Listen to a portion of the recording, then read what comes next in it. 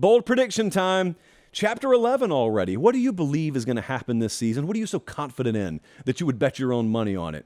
Well, one of you thinks Bama's going undefeated this year. How often does this happen? If you're in Phoenix City, if you're in Demopolis, Mobile, Huntsville, how often does Bama go undefeated? Regular season is what I mean. Because this was Jim, all the way up in Hayden, Idaho. Bama's going undefeated this season. Well, it happened in 08, happened in 09. It happened in 2016, 2018, and 2020. They've done it 5 times in the regular season under Saban. I think this is an 8.5. I don't think it's likely, although possible. Their over-under is 10.5 right now. It should be noted it is heavily juiced to the under. So the odds makers, or the odds market right now, currently leans Bama to win 10 games more than it does for them to win 11 games, much less go undefeated. Will they be favored in every game? Yes, they will. So it's not about that. They will technically be favored to win every game. The problem, as it relates to this prediction, is they, number one, don't have a clue who their quarterback's going to be yet. And number two, all 9 of their Power 5 matchups are against teams with win totals of 6.5 or higher. So if you were to look at the odds market, all 9 of the Power 5 teams they play are expected to be winning record teams. And then mixed within that, you've got your trip that Texas makes into your backyard. You've got back-to-back road trips at Mississippi State, at A&M. You got Tennessee. You got LSU. You go to Auburn really late in the year. Who knows what Hugh Freeze has down there by that point. This is an 8.5 for me. Pretty bold, but not the boldest prediction that we've had. Not the boldest prediction we even have on tonight's show. This next one, I think, is even bolder. Only because it's pretty nuanced.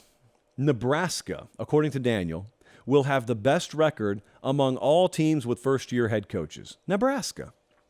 Now, I don't expect you to know what this list is off the top of your head. Don't worry.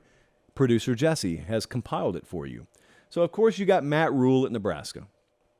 We got Luke Fickell. We got Jeff Brom at Louisville. We got Hugh Freeze at Auburn. Zach Arnett at Mississippi State. You got Satterfield at Cincy. Dillingham's out at Arizona State.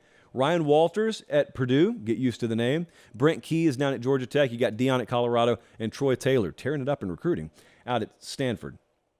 There are 5 teams here. Well, there are 4 teams, I guess, with win totals higher than Nebraska. Nebraska's is 6. Fickell and Wisconsin are all the way up at 8.5. I don't think this is going to pan out. I don't think Matt Rule is going to have the best year out of any of these guys. So I'm going to call this a 9.25 on the boldness scale, only because I just think Wisconsin at least will be better record-wise. And remember, there's that trend of Matt Rule in year 1 at new programs where it takes a year for him to really get going. There is a thought out there, there is a hope in Lincoln, that with the transfer portal, what used to take 2 years now may be able to happen instantaneously. We'll have to wait and see on that, but that's pretty bold for me. Next up, this is the boldest prediction of the night, at least. Mike in Coral Springs, Florida. 2 Florida Power 5 schools will play for their conference title. Well, we only got 4 of them. So we're talking about Florida State, we're talking about Miami, we're talking about Florida, and we're talking about, welcome to the party, UCF. Big 12 member institution, UCF. This is a 9.5. I think this is incredibly bold. None of these teams are favored to win their conference.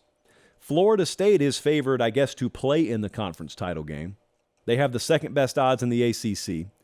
Miami has the 5th best odds in the ACC. Florida, it just gets worse, has the 8th best odds in the SEC. And UCF has the 8th best odds in the Big 12. So if we have 2 out of these 4 teams playing for a conference title, who would it be? Obviously, Florida State would be one of them. I think that's obvious. I actually think the other most likely candidate in this scenario would be UCF. Because Florida State plays Miami. So they may very well have beaten the Canes en route to playing for the conference title. And Miami's got a really tough road even outside of Florida State. UCF, who knows, man? The Big 12's crazy. Wow, like last 2 years, we've had teams playing for and winning that conference that were middle of the pack in terms of preseason odds. So maybe that just happens again. Who knows? Especially if they get that offensive line figured out. They lost 4 of them. But if Gus Malzahn gets that figured out, watch out, Big 12. Lastly, this one's from at We Are Recruit.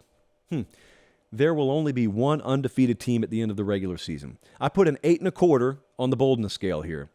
This has happened one time in the past 10 years that we had exactly one undefeated team, and that was 2014. Every other year we've had at least two. Many years we've had 3 or 4. In that 2020 season, excuse me, in that 2020 COVID season, we had 8 because they played less games, so more teams could go undefeated.